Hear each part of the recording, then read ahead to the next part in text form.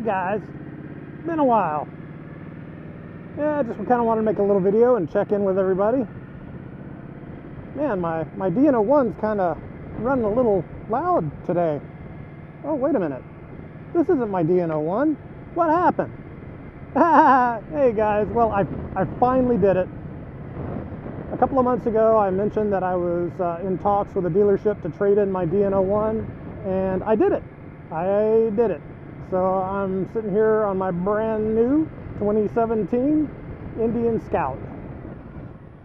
It's taken me a little bit of time to get used to changing gears. It's been about 25 years since I've owned a bike that actually had a manual clutch. My DN01, as you know, it was an automatic. Of course, I did take my rider training on a Buell Blast, which was a manual clutch, but it wasn't like riding out on the street. So it's taken me a little bit of time to reacclimate to shifting gears. Got to remember to do it. Anyway, I videoed a walk around of the bike, which I will also insert into this video. Gonna ride out and fill her up with some premium unleaded fuel. I'm pretty sure the dealership filled her up, but one of my negatives about this bike is it does not have a fuel gauge. It will tell you when you're down to your last half a gallon, which should be plenty to get you to a service station, I hope. But yeah, it doesn't have a regular fuel gauge, so you got to be careful there. You can't really tell until that idiot light comes on. So I'm going to need to be careful when I'm riding around to make sure that I actually have fuel in the tank. Okay, give me a second here. Come on. I don't trust you.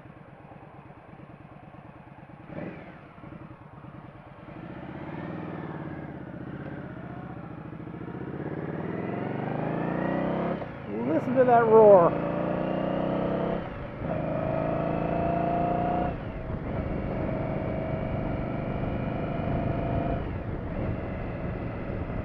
Yeah, she's still being broken in. She doesn't even have, but I don't know, probably about 15, 16 miles on her. 10 of those are mine. She was delivered to the house on Wednesday the 30th, I believe it was. Today is December 3rd, 2016. Man, I had to wait almost 3 months from the time that I initially contacted Indian and started discussions with them before this bike was ready. For 2017, Indian was concentrating on their higher end bikes. Okay, really, dude? You gonna get right up my ass? Anyway, yeah, so I had to wait for the Scout. So far, I'm loving it. This thing weighs about the same as my Dino. My Dino was 580 pounds, wet weight, and the Indian Scout is 560 pounds wet weight. And of course, with the accessories, it probably added a few. And with my fat ass sitting on it, it definitely adds a few. But this bike, it feels light.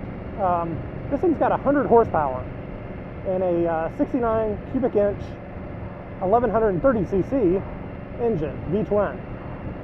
And I mean, it hauls frickin' butt. But honestly, when you're sitting on it, it kind of feels almost like when I'm sitting on my Ruckus. It's like I've got a little bitty light bike under me, but I know the thing weighs over 500 pounds, so it ain't no lightweight. But yeah, I mean, the thing is low to the ground. If you look at it, the bike actually looks small, but I mean, it's definitely not got a small engine in it.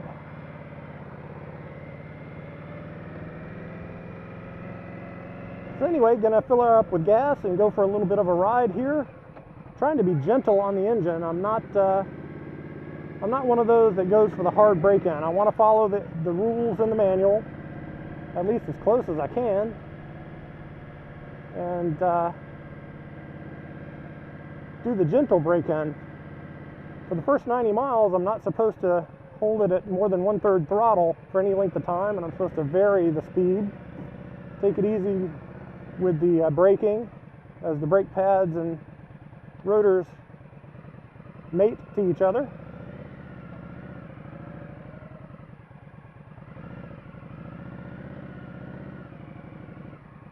So anyway, here I am at the gas station. Give me a few minutes and I'm going to fill her up and we'll get back on the road here.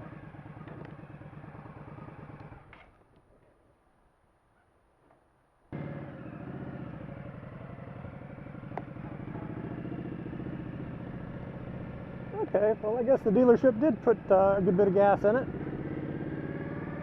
Only held about not even quite another gallon, so I guess they did pretty much fill it up. But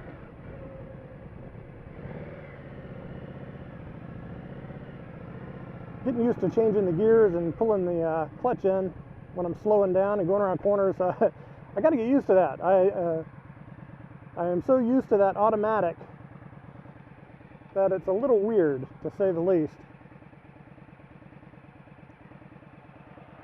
One really nice feature I like about this bike is it does have the auto shut-off for the turn signals. So they'll...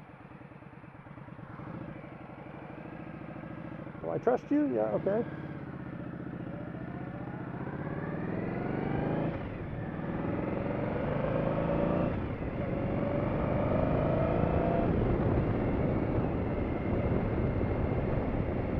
Alright, anyway, she rides pretty good.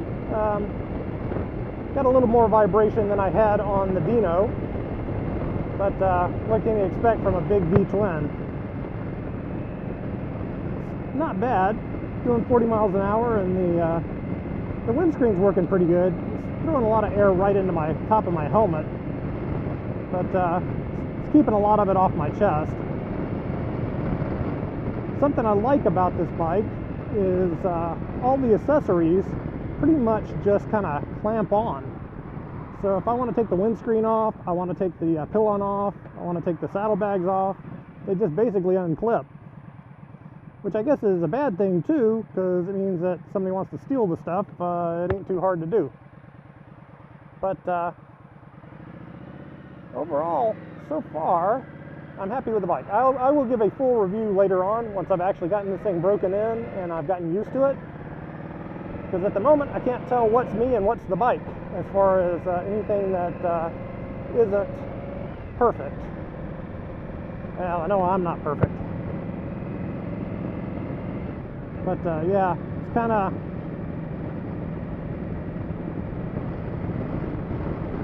hard for me to tell what are my idiosyncrasies versus the bikes at this moment, because we haven't been together long enough to sync up.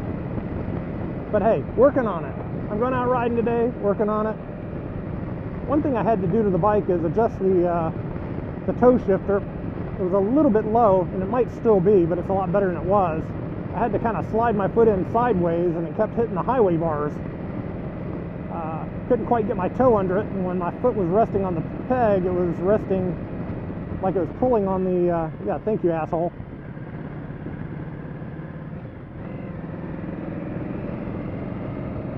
It was kind of pulling on the shifter when I'm trying to rest my feet on the pegs. So I got some floorboards on order, and hopefully they'll get here before too long. And I'll have them installed at the dealer when I go in for the initial 500-mile maintenance, if not sooner.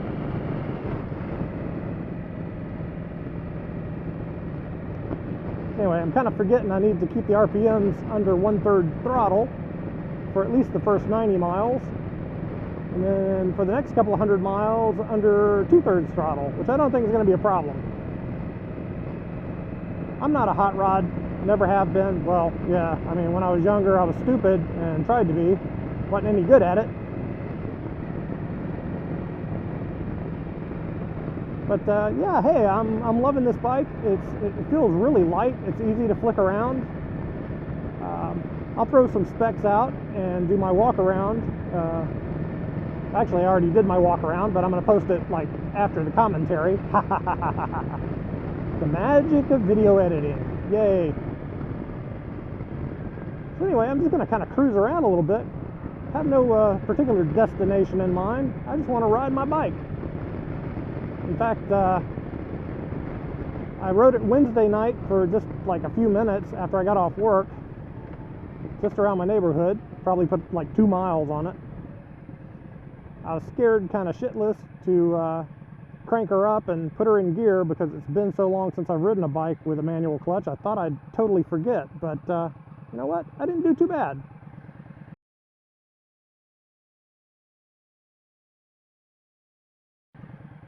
It kind of all comes back to you pretty quick. Oops.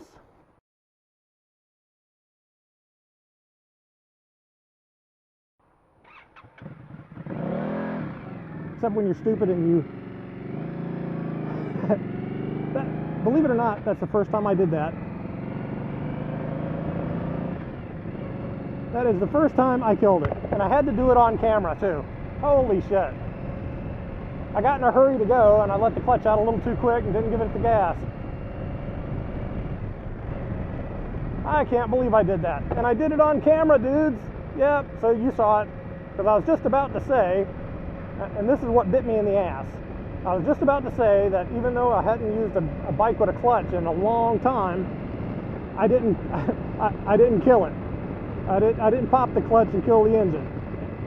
And of course, just as I was about to say that, I popped the clutch and killed the engine. Oh man. Oh well. Now let me see if I can start off without killing the engine again. Damn, that was embarrassing.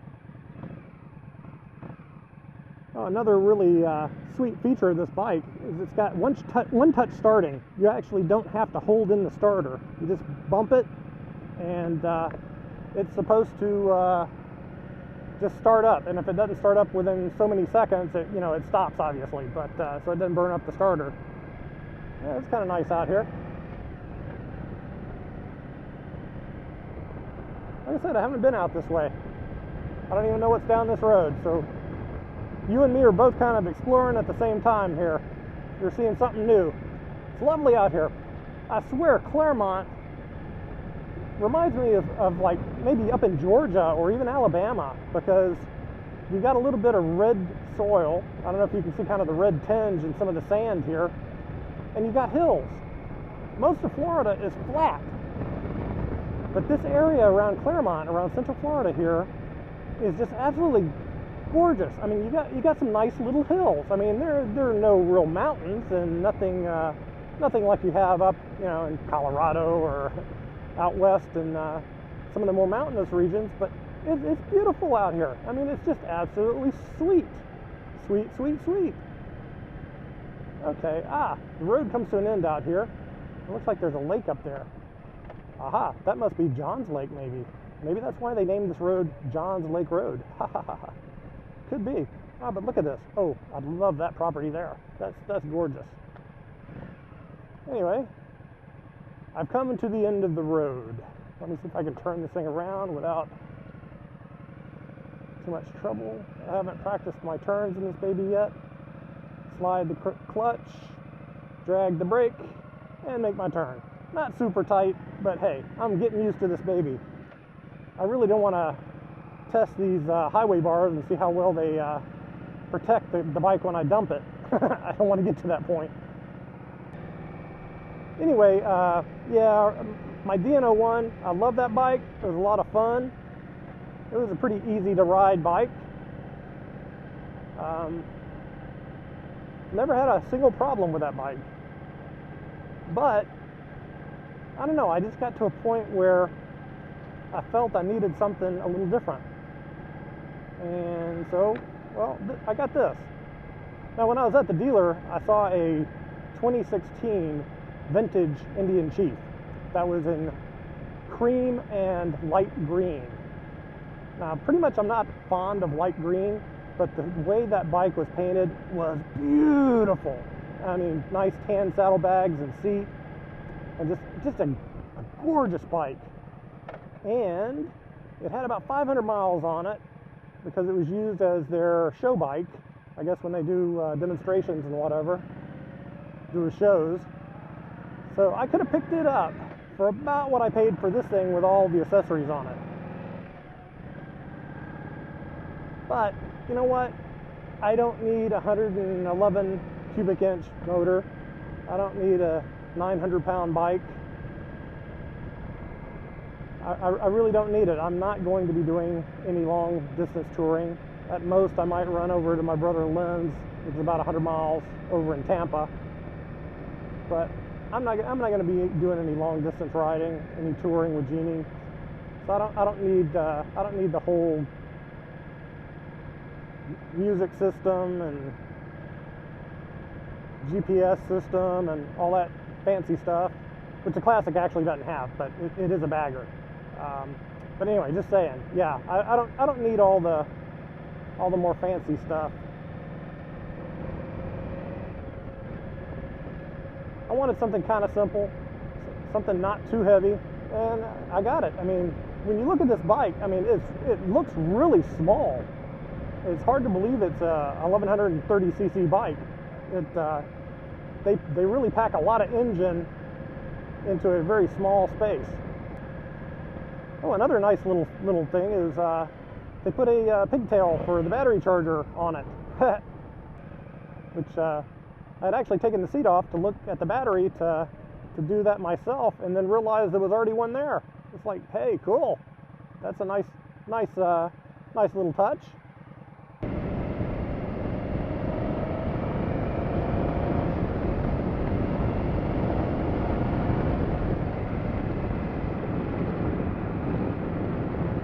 For some reason I couldn't get out of third gear. I guess I wasn't pulling the clutch in quite enough. I'm starting to get used to this baby, but not there yet. Damn. Blew that shift. That's strange. I'm having a hard time getting into fourth and fifth. That's very strange. Must not have my toe in the right spot or something. I think I need to adjust that shifter some more. Oh, hey, wanted to give a shout out to Chip at Indian Motorcycles of Orlando. He's also known as Iconic Sport Cycle, which I'll put a link to his YouTube video channel down below. Check him out, show him some love, subscribe, watch his videos. Let him know Rob sent you. Chip's a real nice guy. Been dealing with him for almost 3 months now. He's probably got tired of me bugging him, asking him what the status of the bike was. But yeah, it all got worked out. So anyway, yeah, check out Chip at Iconic Sport Cycle. It's his YouTube moniker. Yeah, the gears are a little stiff. Hopefully everything will loosen up a little bit as I get this thing broken in. And she gets used to me and I get used to her, or him. It's a Scout, so should that be a her or a he? Yeah. Ooh, stop sign. I love it when they put stop signs like way over to the side of the road where you can't see them. Just gotta love it, man. A little hard getting those upper gears, but I don't know if I move that shift lever down anymore, I can't get my toe under it. So I don't know. Guess I just got to get used to it. Maybe when I get the floorboards, it'll all work itself out. I hope so. Don't you do it? You could wait just a second there, asswipe. Something I find weird is this has a shift indicator, but the shift indicator only works when the clutch is out and you're moving. So other than showing you when it's in neutral, you don't know what gear you're in when your clutch is in. Kind of strange, but whatever. Ooh, definitely gonna have to work on my grip strength in my left hand.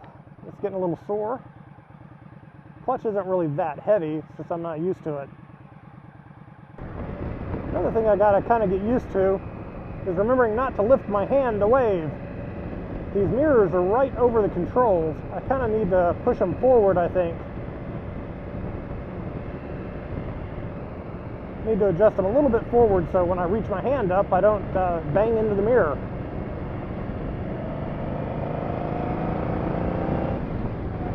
Oh yeah, this baby got some speed.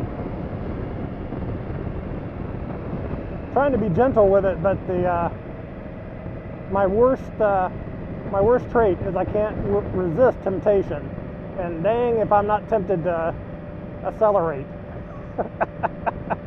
that was one really good thing about the DN01, and something I'm going to miss is it was a lot harder to get in trouble with that bike. This bike, I can see myself, yeah, definitely doing something stupid. Hopefully in my old age and slightly wiser elder years, I won't do that. But like I said, I have a hard time resisting temptation. So anyway, I'm getting closer to home, and I think I'm going to stop my ride. Don't want to do too much at once on the bike. Let her get used to me get used to her, him, it, and not overdo it all at once. Yeah, definitely need to have some tweaks done to it to make it a little more to my liking, but not bad. I think I might go for an aftermarket shifter. Not an aftermarket shifter, but aftermarket brake pedal. This brake pedal is kind of like the shifter. It's just a little round foot pad about the size of your finger, and I don't get a good feel from it. My big fat feet. Yeah, maybe with the floorboards, and maybe get a brake with an actual flat pad. I almost missed that gear again, man. Kind of doesn't want to pull up. Doesn't want to go into fourth from third. I got to be careful with that. Maybe I'm hitting it too hard or something. Does the same thing in fifth. Maybe I'm not timing my clutch quite right. I don't know. Maybe I'm hanging it up by pulling on it before I get my clutch in far enough. Might be a Rob issue and not a bike issue. We'll see. Anywho, yeah, probably about 90% of this video is going to get cut out to cut it down to a reasonable length of time. But yeah, hopefully I have some good stuff. And anybody has any questions about my new Scout, please don't hesitate to ask. Or if you have questions about why I got rid of the DN01, be happy to fill you in. And again, shout out to Chip at Indian Motorcycles of Orlando, also known, Chip is also known as Iconic Sports Cycle on YouTube. Once again, please check him out, subscribe, watch his videos, tell him Rob sent you. Poor guy could use some more subscribers. Yeah, come on, help a buddy out, man. Chip's a real nice guy. Anyway, yeah, please check out his motorcycle, his, check out his moto vlogs, and if you like what you see, give him a sub and a thumbs up. Anyway, to everybody at Indian of Orlando, thank you. Everybody was quite kind. I had a good experience there. If you're looking for an Indian motorcycle or just looking for a new bike at all, go check out their inventory, see what they got. I'm sure they can hook you up. Anyway, this is RC62, and I'm bringing this particular vlog to an end. Damn it, I blew that shift to fourth again. What the heck's going on? That's bad. That's bad. That's a bad thing. I want to blow my shifts, man. Hey guys, do a little walk around of my brand new Indian Scout 2017. Got it customized with several accessories, all OEM equipment. Got the tan saddlebags. I got the pillion and backrest for the driver's seat and the pillion. The luggage rack.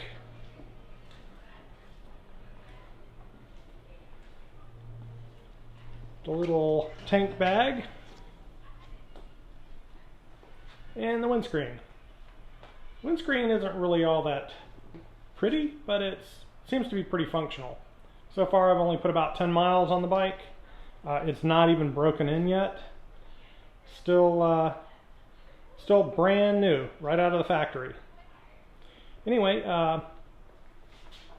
throw a few specs out here for you. It has a 69 cubic inch V-twin, 100 horsepower at 72 foot-pounds at 5,900 RPMs, I believe is what the specs say. And I'll post a link, so if anybody's interested, you can kind of look it up.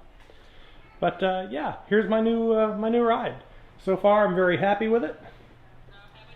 I had the highway bars added as well, just in case I drop it. It'd be a shame to mess up that pretty paint and chrome.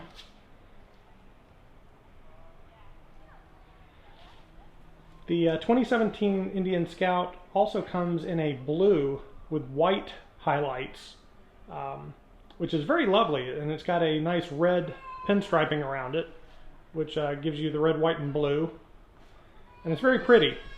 But I kind of liked this dark red over black, which that's I believe they call it Indian red over thunder black, and I mean the paint job is just lovely, just very beautiful. It's all metal, no plastic here. And I thought this dark red actually made the bike look a little more retro, because I believe a lot of the early Indian Scouts were a red color or a black. So I thought that worked. And you can see it's got nice chrome accents. All very lovely. Belt drive. It's got adjustable preload for the rear shocks. And excuse the external noise out here. I'm sitting in the garage. I would take it outside the garage to give you better light on it, but it's kind of windy out there. So anyway, yeah, quite a lovely bike. So far, I'm enjoying it. I'm gonna go for a ride here in a little bit and let you see what it sounds like. Oh, by the way, speaking of sound, I had the Stage 1 exhaust put on it. This gives this a beautiful, deep, throaty rumble. Not so loud that it becomes obnoxious, but you definitely know the bike is running. My son commented last night he could hear me when I came home, because I kind of blipped the throttle when I came into the garage. Anyway, guys, yeah, so this is my Indian Scout. You have any questions about it, let me know. Hey guys, thought I would give you a little sample of what the Stage 1 exhaust sounds like on the new 2017 Indian Scout that I bought. And yeah, anyway, gonna set you up here and let you hear what it sounds like.